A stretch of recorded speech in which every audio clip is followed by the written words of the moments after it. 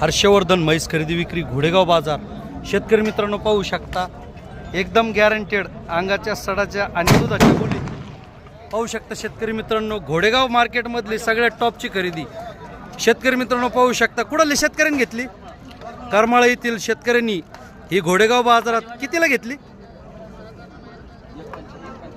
1,75,000ला ही म्हैस खरेदी झालेली आहे। आता ज्या शेतकऱ्याची म्हैस होती त्यांना आपण विचारू।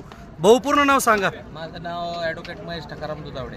बर, कोणत्या गावची म्हैस ही? आम्ही कडा तालुका आष्टी जिल्हा बीड। दर आठवड्याला तुम्ही घोडेगाव बाजारात म्हशी विक्रीसाठी आणता का? हो। आणि केवढ्याला दिली? ही 1,75,000 1,75,000ला।